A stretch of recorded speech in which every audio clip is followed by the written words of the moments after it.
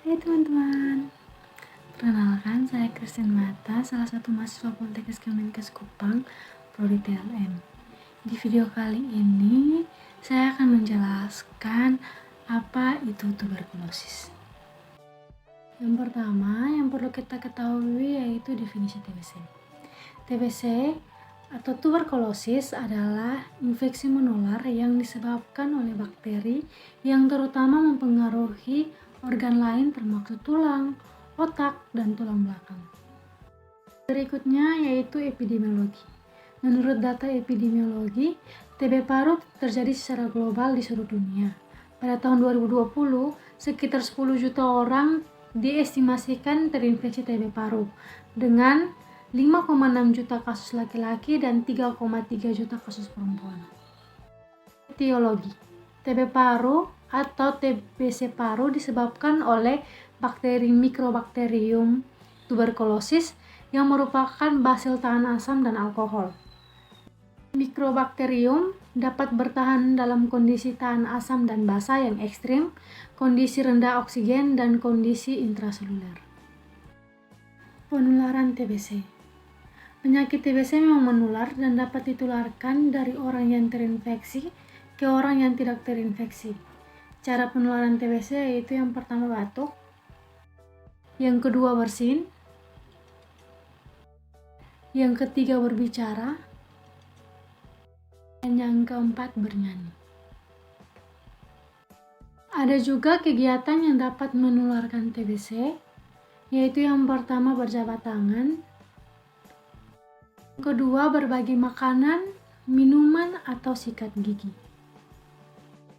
Yang ketiga menyentuh barang-barang seperti dudukan toilet, pakaian, dan spray. Yang keempat berpelukan atau mencium orang yang terinfeksi. Setelah kita mengetahui tentang gambaran umum tentang tuberkulosis, di sini kita akan masuk ke dalam gejala TBC. Di sini gejala TBC akan dibahas sebanyak 9 gejala, yaitu yang pertama batuk berlangsung lebih dari 3 minggu.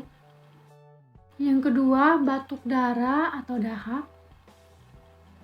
Yang ketiga sering mengalami sakit dada. Yang keempat sering mengalami mudah lelah dan lemah. 6 panas dingin. 7 sering keringat malam. 8 kehilangan nafsu makan. 9 mengalami penurunan berat badan. Setelah kita ketahui beberapa gejala dari TBC, di sini juga kita akan belajar tentang pemeriksaan fisik dan pemeriksaan laboratorium untuk menegakkan diagnosa TBC. Yang pertama akan kita bahas yaitu pemeriksaan fisik. Pemeriksaan fisik di sini dibagi atas 4, yaitu yang pertama inspeksi, yaitu dapat ditemukan kelainan bentuk trakea, tulang punggung, dada, pembengkakan pernafasan tidak simetris, dan dyspnea. Yang kedua itu ada palpasi. Palpasi yaitu pembengkakan kelenjar limfe, fremitus vokal tidak sama atau menurun. Yang ketiga perkusi itu pekak. Yang keempat auskultasi, yaitu ronki basah dan tachikardia. Kedua ada pemeriksaan laboratorium. Pemeriksaan laboratorium juga dibagi atas 4, yaitu yang pertama tes kulit, yang kedua IGRA atau interferon gamma release assay, yang ketiga sputum, dan yang keempat ronsen toraks. Terapi TBC dibagi atas 3 kategori, yaitu kategori pertama 2-HRZE atau 4H3R3. Tahap intensif terdiri dari HRZE diberikan setiap hari selama 2 bulan, kemudian diteruskan dengan tahap lanjutan yang terdiri dari HR diberikan 3 kali seminggu selama 4 bulan. Obat ini diberikan untuk yang pertama penderita baru TB paru BTA positif, yang kedua penderita baru TB paru BTA negatif, ronsen positif yang sakit berat, dan yang ketiga penderita ekstra paru berat. Intensif terdiri dari HRZ diberikan setiap hari selama 2 bulan 2 HRZ. Diteruskan dengan tahap lanjutan terdiri dari HR selama 4 bulan diberikan 3 kali seminggu. Obat ini diberikan untuk yang pertama penderita baru BTA negatif dan ronsen positif sakit ringan, dan yang kedua penderita TB ekstra paru ringan. Kategori yang kedua, 2-HRZES atau HRZE atau 5H3R3E3.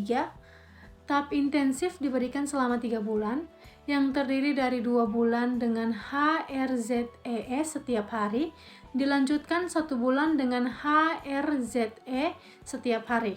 Setelah itu diteruskan dengan tahap lanjutan selama 5 bulan, dengan HRE yang diberikan 3 kali dalam seminggu. Obat yang diberikan untuk penderita baru TB, BTA positif yang sebelumnya pernah diobati, yaitu yang pertama penderita kambuh atau relaps, yang kedua penderita gagal atau failure, dan yang ketiga penderita dengan pengobatan setelah lalai atau after deflute. Kategori yang ketiga, 2-HRZ atau 4H3R3.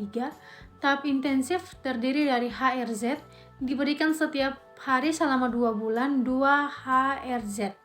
Diteruskan dengan tahap lanjutan terdiri dari HR selama 4 bulan diberikan 3 kali seminggu. Obat ini diberikan untuk yang pertama penderita baru BTA negatif dan ronsen positif sakit ringan, dan yang kedua penderita TB ekstra paru ringan. Sekian dari video pembelajaran yang dapat saya bagikan. Semoga yang saya bagikan ini bermanfaat. Terima kasih.